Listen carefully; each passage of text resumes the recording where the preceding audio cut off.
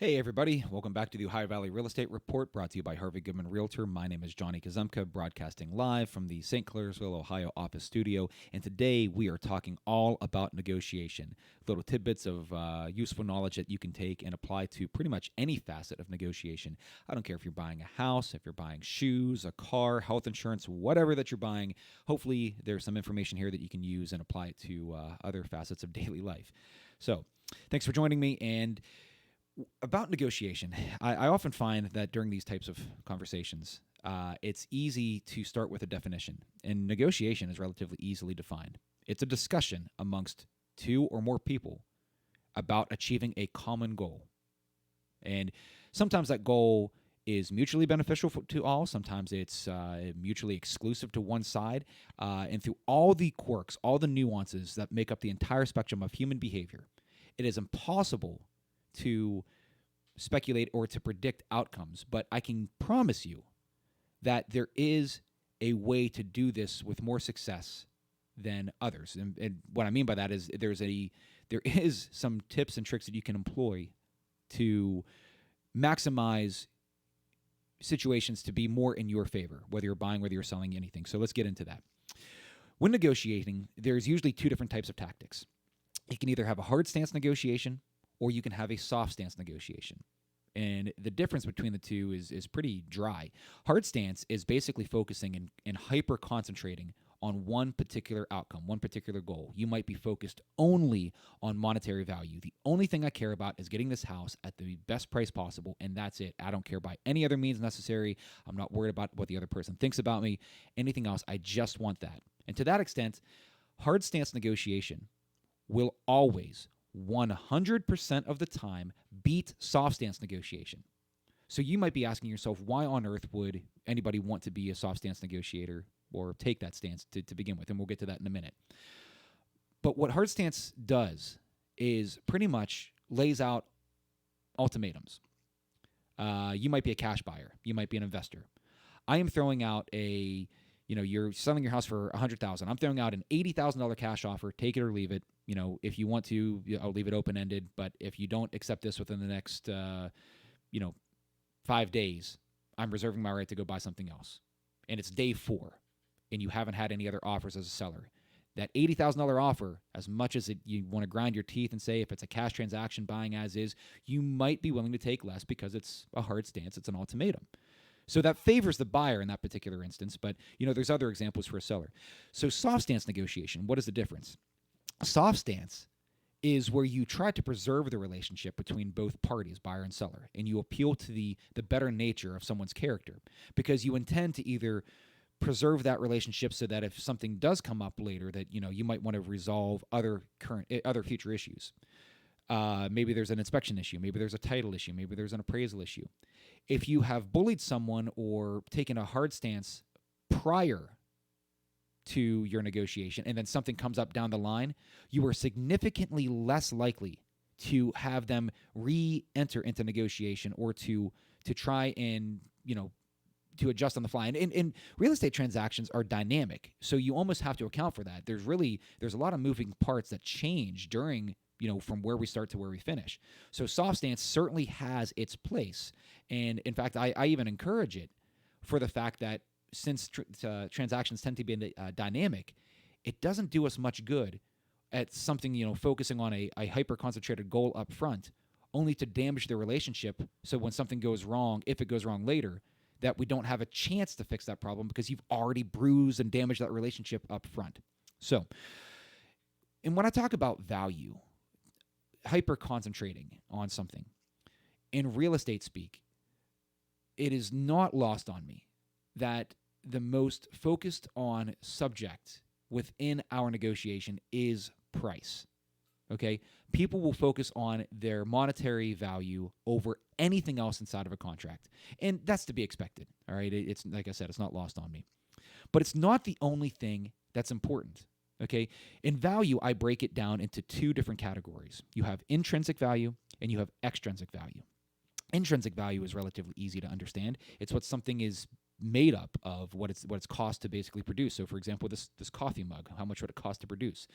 versus extrinsic value, what it means to you as something, as a, think of something like right outside this door, I have a printer that is laser guided and that can produce images down to brush stroke quality.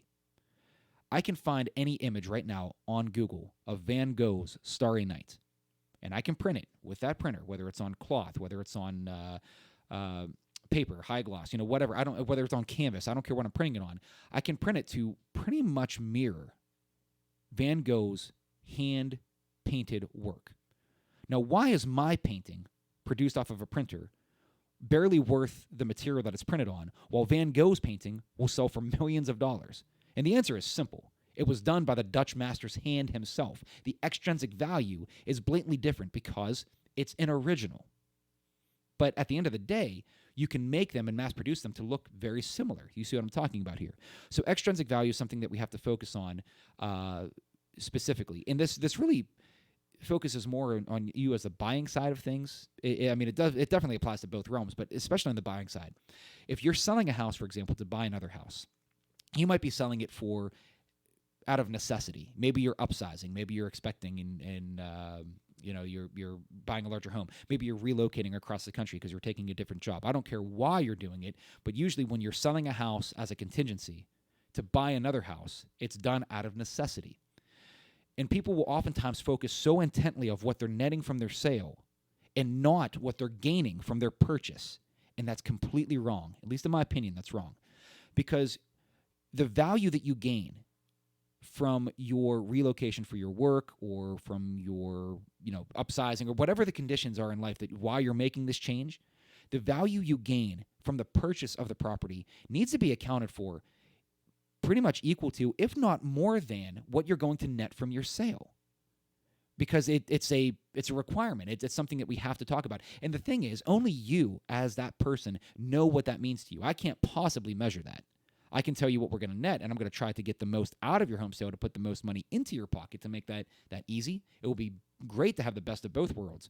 But I oftentimes coach, focus on this goal. Focus on your extrinsic value of what you're going to be gaining as far as this property is concerned, not so much what you're going to be putting in your pocket. Yeah, we're going to talk about both, but it's important to focus on, at least that much, at least on equal terms.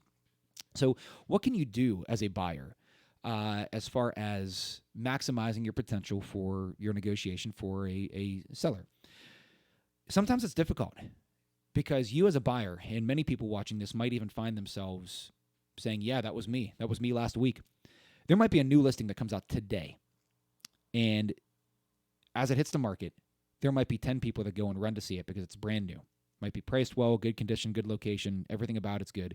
And by the time as you as a buyer get to that property, there might be 5 or more offers on the same house. What are you going to do as a buyer to maximize your potential to make sure that your offer sticks out? Well, the first thing we talk about, again, pricing. Okay, but it's not just there, but obviously that's the case. Your positional power to negotiate is severely diminished, if not entirely negated, by the fact that you have to compete and be equal to or better than the competition standing next to you. Just plain and simple. I can't possibly have that much influence that if the house is new to the market, listed at $200,000, I would love to be able to sell it to you for $150,000 as a buyer client. How am I supposed to do that if there's another offer for $200,000? You see what I'm saying? I'm not that persuasive. I don't know who is. So we have to at least manage those expectations. But what we can do is factor in other things within the contract that might be persuasive in itself. So types of offers, for example, highly persuasive tactics that you can use for your negotiation. 3 full price offers are not the same for the seller. For example, you might have a full price cash offer. You might have a full price conventional line of credit for the house, and you might have a full price government-backed loan to give to the seller. And if I was a seller's agent, I would advise in that exact order, accept the cash offer first, conventional loan, and then government-backed. Because if all offers are the same at a monetary value, I am basically saying to you that this is the easiest, this is the middle ground, and this is the most difficult. Why on earth would you take the most difficult path for the exact same thing at the end? You understand? So that's why when we say cash offers, you've heard the term cash is king. That's what we're talking about. because you can alleviate a lot of the bureaucracy that comes with some of the government loans or the conventional loans or anything that goes through, some type of third party. Cash transactions are known for being the easiest and the coin of the realm. So if you have that luxury, if you have cash or cash equivalent, maybe like a home equity line of credit, you can use that as positional power. Even so much so that let's just flip the script a little bit and say, okay, there's a house for $200,000, but here's a cash offer for $190. Here's a conventional offer for $200. Here's a government-backed loan for $205. Now we have some thinking to do, because the cash offer is $15,000 less than the highest offer on the table. But the highest offer on the table tends to be the most difficult path.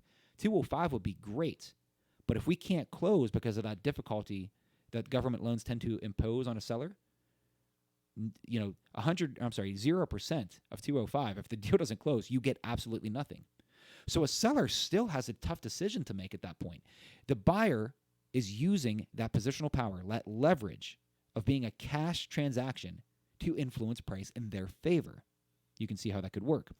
So, and again, it's I can't possibly speak in objective, outcome as far as how, what to do. I can only tell you that these are, when you as a buyer focus so intently on just one facet, on price alone, and just forget that your type of loan matters. Let's just say you're a buyer, for example, when you're selling your home, you're having a home sale contingency, you can almost kiss your positional power to negotiate or influence price goodbye.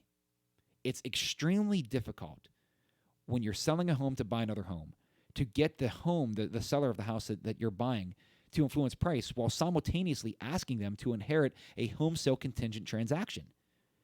Even a full price home sale contingent offer, there are sellers who will flat out refuse it because they don't want to have to deal with 2 appraisals and 2 title searches and 2 inspections and twice as many things that can go wrong. You need to go above the asking price in most cases because you're asking the seller to take pretty much the most difficult transaction that we could possibly have. So it's not, again, just focusing so intently on monetary value. All of these things have to be taken into consideration. And when you take them in, whether you're going to do a hard stance approach, whether you're going to do a soft stance approach, if you're not having conversations with your agent about these types of things, this is what I'm talking about. Who you work with matters. It matters specifically. Because if you give me an offer to take to a seller, and then you give the same offer to another agent, and to another, and to another, if you give the same offer to 10 agents, do you think that they're all going to have the exact same outcome?